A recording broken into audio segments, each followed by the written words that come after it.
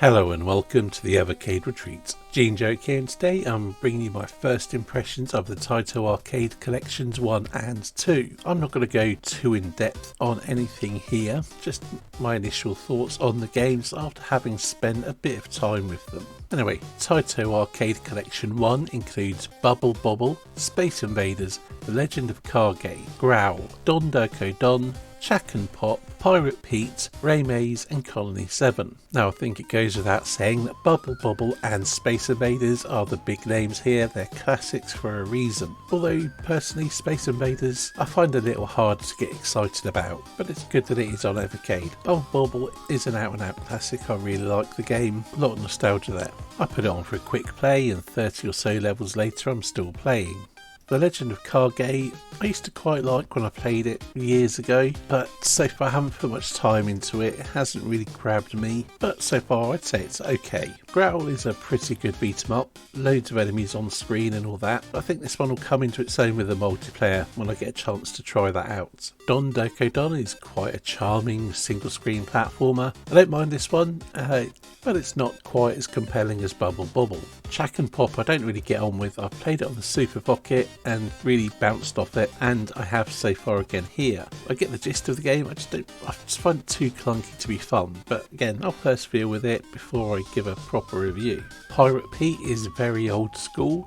It's quite fun for what it is, but it's limited in what it does. Take it on its terms, it's absolutely fine, and playing through it actually brought up memories of playing, I think it was Jungle Hunt on the Atari 2600 many years ago. Something I hadn't even thought about or even remembered doing until I got to a certain point in the game. But yeah, it's absolutely fine for what it is. Ray Maze was quite a pleasant surprise, I'd never heard of it before. And yeah, it's a vaguely Pac-Man-like-esque game with a sci-fi makeover. Added some power-ups and things and some bosses. I like what I've played so far. And finally, Colony 7 is another game I'd never played before, and it's understandable why this wasn't on the Super Pocket, as it has a vertical aspect ratio and very small enemies. It's a vaguely Missile Command-like shoot 'em up, and it's fine. It's fun for what it is, but it does feel quite limited, or at least what I've played so far. But perhaps it has some hidden depths I haven't found yet. Time will tell. Overall, it's a pretty good cart, and as long as you're happy playing sort of 80s arcade games and slightly older arcade games, this will be a good collection for you. However, if you like more your fighting games and your 90s arcade stuff, then this might not do it for you so much. Moving on to Taito Arcade 2, which has Operation Wolf, The New Zealand Story, Rastan, Elevator Action, Liquid Kids, Kiki Kai Kai, Volfeed, Alpine Ski and the Electric Yo-Yo. So Operation Wolf is a game that I played a lot back in the day, both in the arcades, on the ZX Spectrum and the Amiga. And I played it on the Taito Super Pocket, where it's not particularly great. Playing on a small screen using a D-pad isn't brilliant. Playing it with a mouse on the Evercade VS is a vast improvement. It's a game that is quite fun, but more in small doses. It's not one I see myself coming back to that often. The New Zealand Story is another game that I've got a lot of nostalgia for, having played it on the Spectrum, the Amiga, the Master System, and of course on the Super Pocket. Although, to be perfectly honest, I haven't played it on the Super Pocket that much, and I've already played more of it on the VS than I ever did on the Super Pocket. It is a really good little game, both charming and challenging. Rastan is another game I've got a huge amount of nostalgia for. Once again, one I played back in the day on the ZX Spectrum and on the Master System, and obviously on the Taito Super Pocket, where it was the first game I finished. I'm a big fan of Rastan. This is the reason, aside from being a full setter, but this is the main reason I got the collection. So yeah, I like it. Even though it shows its age a bit, it's a classic hack and slash and it's absolutely my jam. Elevator Action is a game I've always been familiar with, but I've barely ever really played to any great extent until getting the Super Pocket. It's not a bad little game as long as you don't mind the quirks of the age of the game, the slightly stiff controls and formulaic nature of it. But it does have a few little hidden bits to it, or just strategies you can use, and yeah, I enjoy this one. Liquid Kids is a game that I played on the Taito Super Pocket and is one of my most played games on there. But so far I haven't actually booted it up on the Evercade VS because I've been exploring other games more. But safe to say, I played it a lot on the Super Pocket, I like this game and I'm definitely going to give it a full playthrough on the VS fairly soon.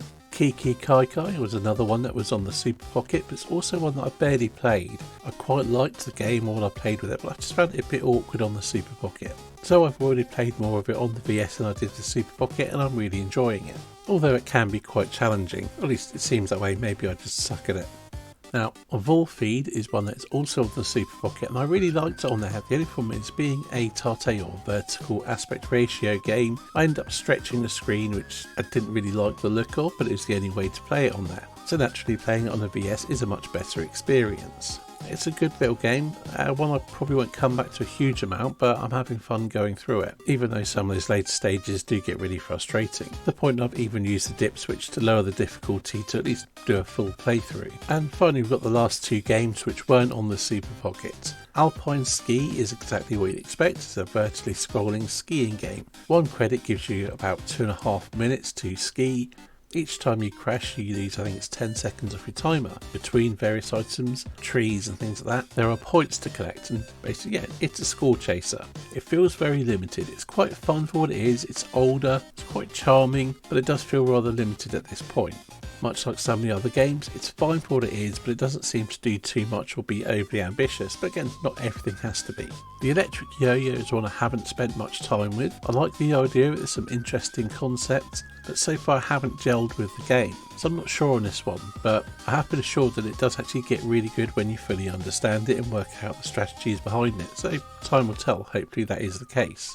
Overall, I do think Taito Arcade Collection 2 is the stronger collection. But perhaps that is because it feeds into my nostalgia more and the games are generally more my jam. Unfortunately, there is no combo unlock if you put both collections into a VS or an Alpha. I suppose the plus side of that is it means there's nothing that's locked to those devices. Even so, they are two solid collections that I think are well worth picking up, even if you have the Taito Super Pocket. Especially as some games really do benefit from being played on a larger screen or from multiplayer action. Now here's hoping we do see Taito Arcade Collections 3 and 4 next year. Taito have got quite a vast library of games, and there's certain titles I would definitely like to see make it to Evercade.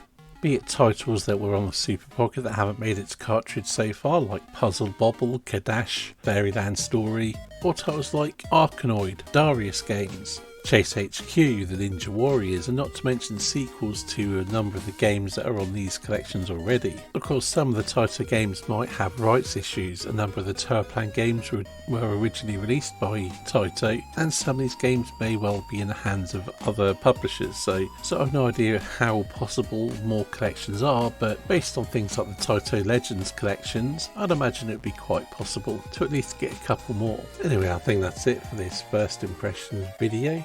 There will be a bunch of single game reviews and rankings coming up in the coming weeks, and once they're all done I will do a cartridge ranking review video as well. But anyway, that's it for now, so thank you for watching and I'll see you in the next video.